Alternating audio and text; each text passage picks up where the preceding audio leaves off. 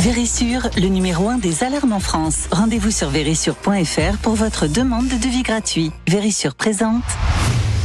Sud Radio, parlons vrai chez Bourdin, 9h-10h, Jean-Jacques Bourdin. Il est 9h33, très heureux de recevoir deux invités jusqu'à 10h.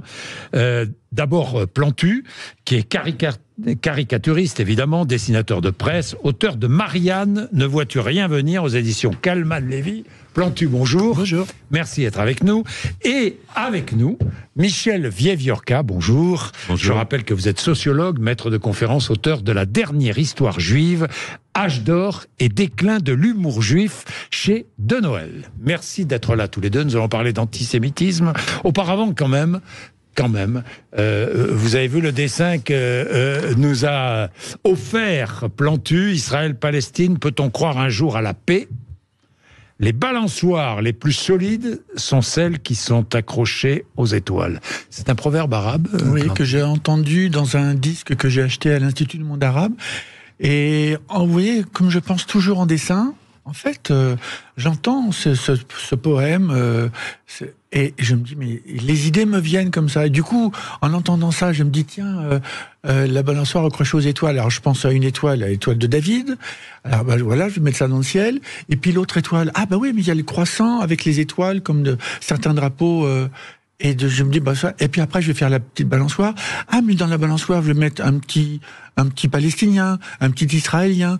Et puis après, je vais faire du bleu derrière, parce que pour moi, le bleu, en aquarelle. Voilà, une aquarelle, et puis qu'à laisser danser. Vous savez, l'aquarelle, c'est très agréable. On prend une feuille de papier, on balance de l'eau, comme ça, on met du bleu, comme ça, et ils se parlent. Et j'aime quand ils se parlent, et puis après, on fait une surimpression entre l'aquarelle et le dessin, et c'est un dessin c'est un message d'espoir. C'est un message d'espoir. Après les drames, nous avons vécu. Enfin, c'est pas nous, pas moi directement, mais les Israéliens ont vécu un drame effroyable le 7 octobre.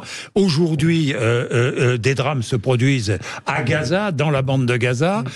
Après ces drames-là, peut-être un message d'espoir. Après la guerre, il y a toujours une paix plus ou moins bien construite, mais toujours une paix, Michel Vieviorca.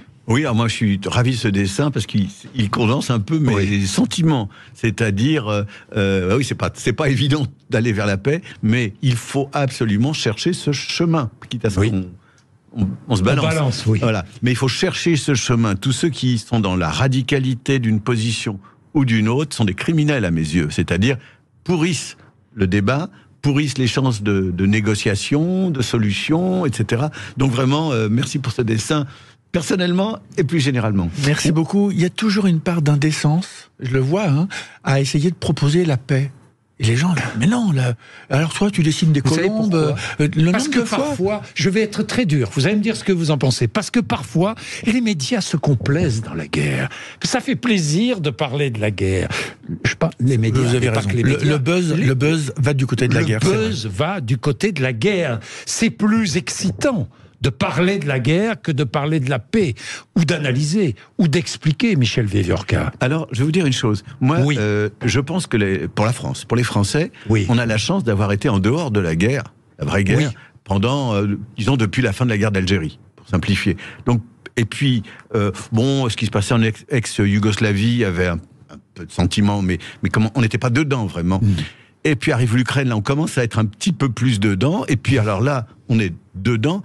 Donc on a aussi eu toutes ces années de, de non-guerre qui rendent la guerre encore plus addictive, si je peux dire, pour aller dans votre sens, parce que d'un seul coup, on prend ça sur le coin de la figure et on rentre progressivement dedans. Donc oui, évidemment, mais les médias font leur boulot, heureusement. Oui, heureusement. Non, mais attendez, je veux pas non plus... Il n'y a pas que les médias, l'opinion publique. L'opinion publique, je pense aux médias parce qu'ils sont représentatifs, quelque part. Dont la caricature sont les réseaux sociaux. Oui, dont les caricatures sont les réseaux sociaux. Effectivement, vous avez raison, Plantu, vous avez raison. Mais pour rester sur la situation, simplement aujourd'hui, après une fois la guerre pas finie, parce qu'elle ne sera pas finie comme ça d'un jour à l'autre, mais peut-être que enfin la cause palestinienne sera entendue, peut-être qu'enfin cette fameuse solution à 2 États sera vraiment mise sur le tapis, parce que on constate que l'Iran, pour l'instant, fait preuve de prudence. On constate que les pays qui étaient en train de discuter avec Israël n'ont pas rompu leur discussion avec Israël. Donc j'espère que derrière tout cela viendra le moment de la paix. Bien, parlons de l'antisémitisme. Parce que pendant ce temps-là, il y a en France une communauté juive qui a peut-être l'impression d'être un peu délaissée. Non, Michel Vieviorca? Elle est délaissée. Elle est délaissée. Elle est délaissée, elle n'est pas aimée finalement, alors qu'elle l'a été. Beaucoup plus dans les années 70 ou 80. Elle se sent menacée et elle a le sentiment que ce qui ont été deux de ses comment dirais-je, raisons de demander de la bienveillance sont très affectées aujourd'hui. D'une part, les références à la Shoah, puisque quand il y a une attaque terroriste terrifiante en Israël, des gens à gauche de la gauche disent que tout ça n'est pas si important que ça, en gros. Oui. Donc délaissé sur ce registre-là et comment dirais-je, privé d'une image d'Israël qui était positive et qui même, pour beaucoup de juifs, était... Enfin, en gros, l'idée, c'était, si ça va vraiment mal là où je suis, il y a quand même un pays où les juifs peuvent vivre. Ouais, un refuge. Et ben, en ce moment, cette image-là aussi s'en va. Donc, si vous voulez, c'est un monde qui est inquiet pour des raisons objectives, immédiates, on va me taguer, on va me menacer, etc., mais qui est aussi inquiet plus profondément. Plus profondément. Plantu, vous êtes d'accord avec cette analyse? Oui, je me souviens d'avoir fait un dessin au moment de l'attentat de la rue des Rosiers, en 82, et c'était un énorme choc, l'attentat de chez Joe Goldenberg. Et je vois toujours, parce que je vais beaucoup dans les écoles, et je vois beaucoup des petites choses qui... par exemple, j'avais montré un dessin de l'association que j'ai créée avec des chrétiens, des juifs, des musulmans, un dessin d'un Espagnol qui montre un gars qui lit un journal et il est bâillonné. Et alors, il y avait des gamins dans une école, pas loin de Paris. Ils disaient, mais pourquoi le juif, il peut pas lire le journal? Je dis, mais pourquoi tu dis que c'est un juif? Ben, il a un gros nez. Et je me suis dit, bon, bah là, d'accord, là, il y a un gros boulot. Et en fait, il faut aller dans les écoles tout le temps et reprendre. Je me souviens d'une fois, j'étais allé dans le sud de la France, à Toulouse. Il y en avait un qui lève le doigt, il était 500. Il y avait plusieurs classes. Et il y en a, non, pas lui, c'est le juif. Et en fait, quand j'ai parlé avec les profs, ils me disent non, il est pas juif, mais quand ils aiment pas un de leurs copains, ils l'appellent le juif. Oui, il est juif. Et ça, c'est tellement tout le temps. Et à chaque fois, j'ai presque honte de repartir de l'école parce qu'il faut y aller et y retourner. Il faut que nous, à Cartooning for Peace, on y aille régulièrement. D'ailleurs, on a un projet dans le nord de la France pour faire venir des Palestiniens, des Israéliens, des Libanais pour aller dans les universités qui sont un peu muettes, je le dis en passant, et dans les écoles pour essayer de recréer un débat. Mais qui sont muettes parce qu'elles ont peur. Non. Un peu lâche. Un peu lâche. Ben oui, c'est ça. Oui, et puis, c'est de la lâcheté. Et puis pas seulement. C'est parce que les courants gauche de la gauche, pour le dire comme ça, noyote un peu. Aujourd'hui, sont très présents, très actifs. Très présents. Ben oui, bien sûr. Alors bien pas sûr. Forcément. Mais ça va changer. C'est pas forcément de l'antisémitisme explicite. Oui. C'est pas ça, mais c'est une atmosphère. Exactement. C'est une atmosphère. Ça va changer. Est-ce que justement l'antisémitisme, qui là évidemment progresse fortement avec les événements actuels, a pris une autre forme? Alors, vous savez. L'antisémitisme prend plusieurs formes. Hein. C'est-à-dire qu'il y a à la fois du nouveau et de la continuité, c'est toujours très difficile. Alors, si vous parlez des formes concrètes, qu'est-ce que c'est? Alors, les réseaux, donc ça c'est la haine en ligne, ça c'est relativement récent. Les attentats, on en a eu... Pour moi, les attentats antisémites en France, ça commence vraiment avec Mohamed Merah, en 2012. Qui tue dans une école juive. Voilà. Parce que des enfants. Plantu vient de nous rappeler rue des Rosiers, on aurait pu rappeler encore plus rue Copernic. Oui, c'était des attentats qui visaient des juifs, mais qui venaient du dehors. Oui. C'était pas la société française qui avait fabriqué. D'ailleurs, en 81, quand il y a eu Copernic, tout le monde a dit c'est de l'antisémitisme d'extrême droite. Oui. Puis on a perdu 6 mois ou 1 an avant de s'apercevoir que ça venait plutôt d'ailleurs. Donc, là, à partir de Merah, il y a la violence. Donc, vous voyez, les formes. La haine en ligne, c'est récent, par définition. La violence meurtrière, à mon avis, c'est quand même récent. Alors, par ailleurs, il y a aussi le caractère global, c'est-à-dire la référence aussitôt à ce qui se passe au Proche-Orient. Le fait, on parle de la France aujourd'hui, mais elle est en Angleterre, elle est en Allemagne, elle est ailleurs. C'est pas mieux, c'est pas mieux. Alors maintenant, ce qui est nouveau aussi, et là on ne sait pas vraiment ce qui se passe, on ne sait pas vraiment, c'est qui sont ces 1000 et quelques personnes qui ont fait des tags, des menaces, etc.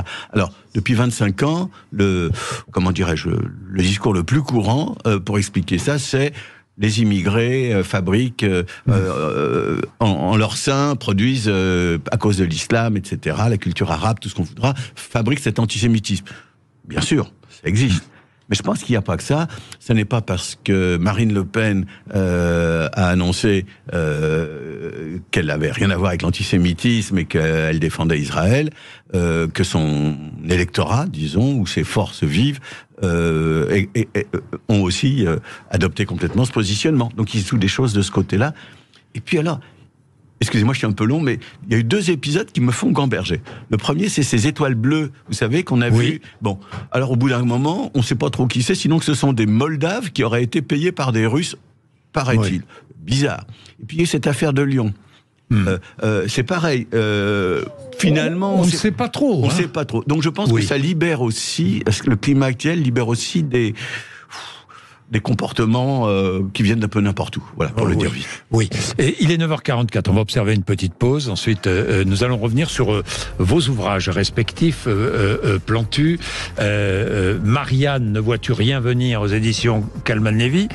Pourquoi ce titre, vous allez me dire, Plantu, pourquoi ce titre? Et puis Michel Vieviorca qui va nous parler de l'humour juif. Et j'espère que vous allez nous raconter une blague.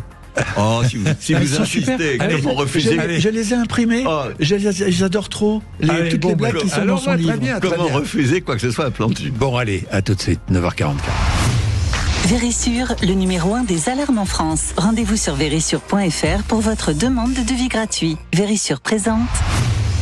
Sud Radio, parlons vrai chez Bourdin, 9h-10h, Jean-Jacques Bourdin. Nos invités, Michel Vieviorca, qui est sociologue, vous le savez, auteur de La dernière histoire juive, Âge d'or et déclin de l'humour juif, aux éditions de Noël, et Plantu, caricaturiste, dessinateur de presse, bien sûr, auteur de Marianne, ne vois-tu rien venir. L'humour vous réunit. L'humour vous réunit. Cet humour juif, dites-moi, Michel Vieviorca, qui a besoin qu'on comprenne, qui a besoin, vous disiez là pendant la pub, de bienveillance. Pourquoi? Parce que on peut faire de l'humour, on peut raconter, je vais le dire comme ça, des histoires juives qui seront antisémites, tout simplement. Des histoires qui montrent que les juifs sont radins, qu'ils aiment le pouvoir occulte, qu'ils manipulent, que sais-je. Vous avez 2-3 histoires? Oh, vous en voulez une? Allez. Je vais rendre hommage à ma maman. Je vais vous raconter une histoire de mère juive. Oui. Parce que les histoires de mères juives, elles sont apparues en réalité récemment. Aux États-Unis, dans les années 60, 70. C'est intéressant. C'était le choc d'un vieux monde et des mouvements féministes et tout ça. Et la mère juive apparaît dans ce contexte. Alors voilà l'histoire que je vous raconte pour rendre hommage à ma mère. C'est un garçon qui hésite entre 2 femmes pour se marier. Et il appelle sa mère, il dit, écoute maman, reçois ces 2 filles toutes les 2, et puis dis-moi laquelle. Alors il envoie d'abord la blonde, puis ensuite la brune à sa maman. Et la mère l'appelle aussitôt après. Il dit, mon fils, épouse la blonde. Il dit, maman, déjà, tu sais? Oui, je sais. Mais comment tu sais? Je la déteste déjà. Ma mère n'est pas du tout comme ça, évidemment. Bien. Moi, j'adore. Oui, vous avez relevé d'ailleurs 2-3 histoires dans le livre de Michel Vieviorca, Plantu. Je les ai toutes imprimées parce que j'ai envie de les apprendre par cœur. J'en connaissais quelques-unes, mais il y en a qui sont vraiment trop drôles. Et puis ça fait du bien, vraiment de rire. Et alors, un détail, quand vous dites la bienveillance, vous avez tout à fait raison. Raconter les blagues, il faut qu'il y ait un auditoire avec de la bienveillance. Il faut savoir qui porte la parole.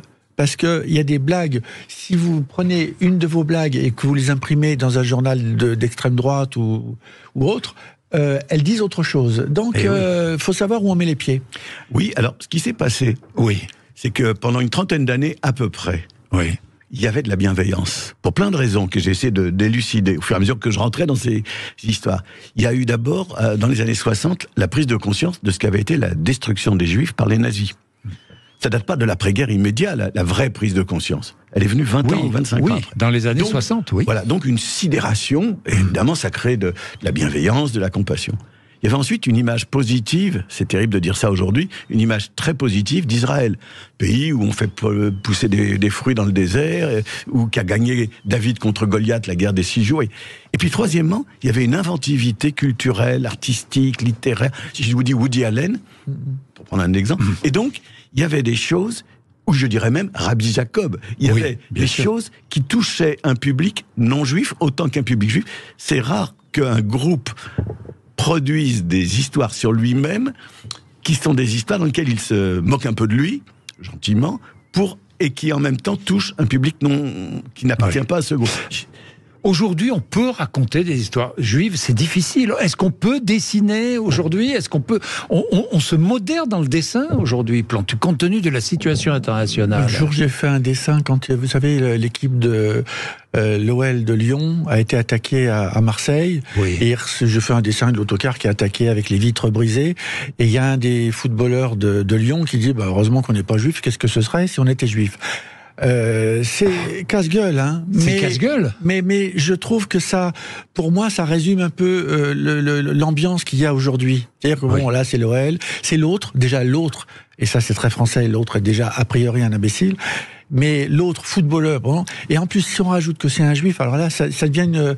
Et je pense qu'on est sur cette corde fragile où on peut basculer très vite. Mais même Charlie Hebdo, on en parlait tout à l'heure, même Charlie Hebdo, qui va très loin dans ses dessins, est obligé de se modérer aujourd'hui. Les dessinateurs sont obligés... Moi, je connais tous les dessinateurs de la planète. Vous les connaissez tous. Je les connaissais tous. Et je ne connais pas un dessinateur qui me dise, à moi, parce que des fois, à l'antenne, il peut dire, moi, je dessine tout ce qui me passe par la tête, c'est pas vrai. Et quand après il me parle, il me dit non, mais ça, non, je veux pas le faire. Ça, je veux pas le faire. Et d'ailleurs, il y a un grand dessinateur de Charlie Hebdo que j'adore, que j'admire, qui s'appelle Vuillemin. Il faisait avant des dessins sur la Shoah, et il y a 30 ans, dans un livre qui s'appelait Hitler égale SS. Évidemment que c'est inimaginable aujourd'hui. Oui, Michel Vivorca. Oui, écoutez, on ne peut pas rire de tout, à tout moment, et devant tous les publics. Avec la phrase de Pierre Desproges. Il y a une phrase. On peut pas rire de tout, et avec n'importe qui. Voilà, et n'importe quand aussi. Et n'importe quand. Écoutez, vous n'avez pas raconté des blagues le jour où vous apprenez que 1400 civils ont été tués, égorgés, violés, etc. Non. Par contre, l'humour, c'est ce qui permet de prendre de la distance. C'est aussi ça. Et donc, c'est pour ça. Alors, moi, j'aurais rêvé d'être caricaturiste, mais le caricaturiste, c'est celui qui condense comme ça. Mais alors, donc, l'humour juif, parce que les juifs avaient besoin de prendre de la distance ? Alors, les juifs ont toujours eu... Moi je traite de ce qu'on appelle les histoires juives. C'est-à-dire à partir des années 60. Mais il y a toujours eu de l'humour juif. Si vous lisez le Talmud... Ce que je n'ai pas fait, mais j'ai lu des gens qui en parlent. Il y a toujours eu de l'humour. Et dans les communautés juives populaires, il y a toujours eu de l'humour. Je crois même... Alors là, on rentre dans des choses un peu sociologiques, qu'il y a plus d'humour par le bas que par le haut, par le monde populaire que par les élites plus intégrées, plus assimilées. Ça a été vu dans de nombreux films. Bien sûr. De nombreux films où on met en avant cet humour juif qui nous a fait tant rire. Vous parlez dans votre livre évidemment de Rabbi Jacob. Il y a aussi un truc casse-gueule dans SS 117, Rio ne répond plus, où il y a OSS 117 qui, avec une agent des services secrets israéliens, elle dit oui, on vient chercher parce qu'il y a on vient chercher des gens qui ont fait des horreurs des Allemands pendant la Shoah. Et OSS 117 qui dit ah ouais la Shoah, toute cette histoire. Et la fille l'israélienne le regarde d'un air de dire. Et quand j'ai vu le film, quand c'est sorti, il y a pas si longtemps, il y a 10 ans, je me suis dit oh là, moi j'adore ce genre de blague, casse-gueule. Mais c'est vraiment, j'en parlais avec le réalisateur. Je disais mais bon, vous êtes juif, vous pouvez sortir ce genre de blague. Moi, j'aurais pas osé. Et j'aime discuter et comme j'aime parler avec mes copains, même musulmans, quand ils font des blagues, les dessinateurs danois qui avaient fait en 2006 les fameux dessins sur Mahomet à Copenhague. Ben, il y a un des 12 dessinateurs, il raconte une blague qui est une blague égyptienne, avec un djihadiste qui, avec ses bâtons de dynamite autour de la taille, il arrive et il y a Allah qui le reçoit au ciel, qui dit, excuse-moi, mais j'ai plus de stock de vierges. Bon, ça, c'est une blague des musulmans qui fait rire. Et quand c'est un Danois qui le raconte, là, ça fait plus rire. Pourquoi, dernière question, Michel Vieux-Vorka, pourquoi vous dites nous vivons le dépérissement de l'humour juif? Écoutez, je vais vous le dire très simplement.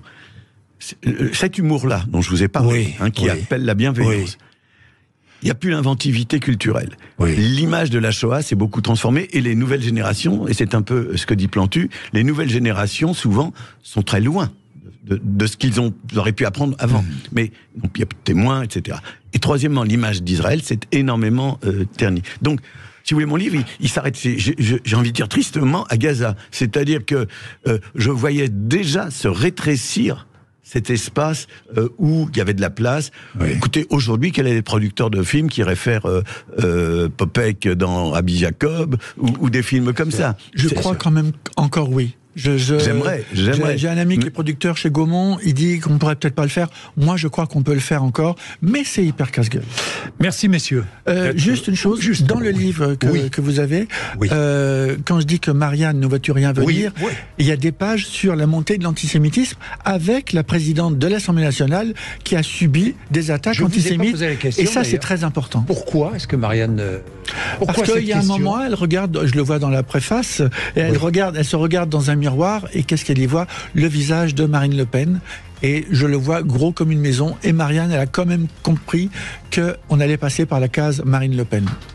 Vous le pensez? Oui. Vous le pensez, Michel Vieux? Je le crains. Merci, messieurs. 9h57. Merci d'être venus nous voir ce matin. Je rappelle vos livres: Michel Vieux-Vorka, La dernière histoire juive, Âge d'or et déclin de mur juif, et l'année de Plantu 2023, Marianne, ne vois-tu rien venir? Il est 9h58. Allez, Valérie Expert et Gilles Gansman vont recevoir le chef Danny Kézar, qui est finaliste de la dernière saison de Top Chef. Sud Radio, Parlons Vrai chez Bourdin, 9h-10h, Jean-Jacques Bourdin. Avec Vérissure, le numéro 1 des alarmes en France. Rendez-vous sur vérissure.fr pour votre demande de devis gratuit.